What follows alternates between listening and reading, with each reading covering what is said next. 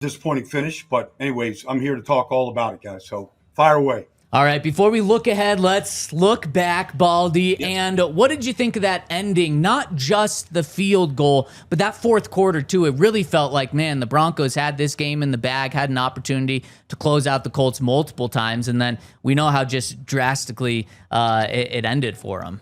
Well, okay, so I charted this. Dobbins scored with 11:19 to go in the third quarter. All right, to give them 28-20, whatever it was. That's the last time they scored. And so, they punted, they had an interception, they missed a field goal, etc. I mean, that was a really disappointing finish. It was a great start, obviously, right down the field. Troy Franklin was a monster in the game. He's really emerging, but that's disappointing, I think, that, the final 26 minutes of the game, they couldn't score a point. And to me, you could talk about the leverage play by Tillman, and he's a young kid, and whether he did it, he didn't do it, whether he should have called it or not, do you want it to come down to a kick? Because, the Giants saw that 64 yards in this league, you can lose a game because of it. You don't want it to come down to a kick. And that's what it did. They allowed it to come down to that kick. You can argue the call, but I think that they should have taken care of business before that. Yeah. Yeah, it's just so tough to look at that. Am I naive for thinking that the Broncos defense could have looked a lot better if they just avoided the penalties? They start with the first drive, there's the roughing the passer, free 15 yards to start the drive, Nick Bonito. Second drive, they get the incompletion on first down, but they call the pass interference kind of on Pat Surtain away from the ball. And you wind up with a whole bunch of penalties throughout this game. And I feel like those early penalties kind of set the tone and just made the start easier to get the Colts in the rhythm. No question. I mean, you're getting, free first downs, all that kind of stuff. I thought one thing that I looked at that was really interesting to me is the average starting field position for Denver was the 38-yard line, and Indianapolis is 22. Usually, if you have that much of a disparity in starting field position, you don't lose a game. And so the penalties certainly hurt them. It allowed Indianapolis to get in a better position. But, one of the things I thought was interesting was Indianapolis, and, maybe Indiana Jones, maybe this is the next reclamation project in this league, but they went after Patrick Surtain with everybody, whether it was Ty Warren, they did not. A lot of teams are like, okay, that's the defensive player of the year. Like, he's going to throw a blanket over this guy. I'll go someplace else. And they didn't. They went after him. I saw a bunch of plays and some on third downs where they didn't shy away about going after Surtain in that game. Baldi, the Broncos are now, I believe, 1-7 in their last 8 one-score games. And it feels like a lot of these games are having similar trends at the end with mental errors, penalties, things of that nature. What do you think causes a team to kind of like lose their head in the fourth quarter of football games, and how can the Broncos get past this? Well, you can even go back to last week's game against Tennessee. And, here's Cam Ward coming down the field. Now, the guys catch the ball. Ridley catches the ball, or, the tight end catches the ball. Like, who knows what would have happened? Now, they finished it out. But I would say that would be a pretty strong message in that building this week, is to finish. And I would say that's a word that's probably not thrown around very lightly, about putting teams away. Because if you let anybody in this league hang around, the athletes are too good. A play here, play there. And so I think when you have a team down, you got to be able to put them away. They couldn't do it last week. They almost let Tennessee out. I would say that finishing is something that, and that's just staying locked in. You just can't have the errors. You can't have the penalties. You got to play clean, very clean games. And we haven't really seen that yet from them.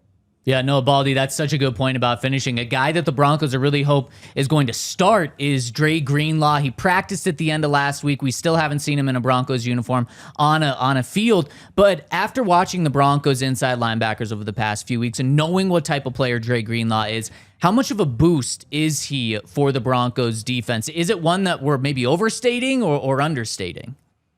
Well, I don't know what Dre looks like right now. I don't know. I mean, when he was at his best in San Francisco, there was a time when him and Fred Warner, they they had played more snaps together as an inside tandem of linebackers than anybody else in the league. I think they started either 5 or 6 years together in there. And so they played off each other so well. There could be a zone side, a man side. I mean, they really complemented one another really well. The one thing I'd say about Dre is when your inside linebacker is fast, it makes your whole defense look faster. And he has a speed element and a violent element to his game. Now, he's been penalized quite a bit for late hits on the sideline, those kind of things. But he brings a violence to the game that I think everybody covets in this business. I'm curious what you think about the Chargers run game, because watching it these first couple weeks, you expect it to be really good because it's Jim Harbaugh and all that. So, but it really hasn't looked all that good, and the numbers aren't very good either. The offense is evolving. This doesn't look like a Harbaugh offense. Yeah. I was just talking about with somebody else on another show. Like this, they've went far with the Harbaugh mentality. Going back to Bo Schembechler, we're going to run the ball, we're going to punt, we're going to do these, we're going to kick field goals. Like they've opened this offense up. They've actually are throwing it 61 times. They run it 50, so they're actually throwing it more than they run it, which is a departure. And part of it is Justin Herbert running. Like he's run the ball 18 times in 2 games. I think only Josh Allen has run it more at a quarterback position. So some of it are design runs. A lot of them are scrambles. And so, like, he's not back there right now just playing point guard. You have to account for Justin Herbert as a runner. But the passing game is so much better. McConkey really, came on last year. He's the same guy. He moves the sticks for him. But now Quentin Johnson, last year I thought he had hands like feet. Now he's catching everything. And then you got Keenan Allen back, and the rookie Trey Harris is going to be a player. So they've got real targets right now. And, if you looked at that game Monday night, if you stayed up late enough, the game got broken open on a 60-yard touchdown pass to Quentin Johnson. Yep. And that was against a max blitz, and they picked it up, and Herbert stepped to his left and let it go. And so the running game isn't as good, but I think part of it is because, like, they are morphing into a really good passing team. Baldi, who do you have winning the AFC West right now? I saw Kansas City last week, and I think they have real issues. Now, I know it's only, it's only mid-September. There's a lot of time, but they can't find explosive plays in the offense. It was a problem last year. And then defensively, they're not exactly they're trying with all the blitz concepts they have to get into the quarterback. They're not affecting him very well 2 weeks in a row now. I think it's for the taking. I think Denver, the Chargers, I think anybody could take it right now, the way the Chiefs look. Now, maybe Xavier Worthen coming back, Rashee Rice, maybe it will change, but they need a running back bad.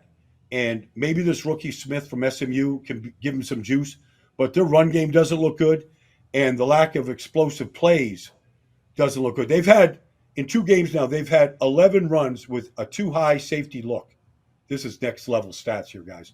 But like too high safety look where you got to run them out of that.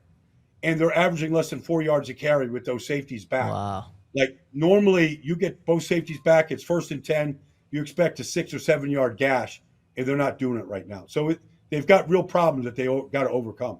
Baldi, your analysis is always next level. Final question for you here. When you look at the AFC West, you mentioned how it's wide open right now. And crazy enough, I know it's early, but the winner of this Broncos-Chargers game is first in the AFC West after this coming week. So what's the key for the Broncos beating this Chargers offense and defense in this game? Well, if you look at the Chargers defense last week, I mean, I haven't seen this stat in a long, long time.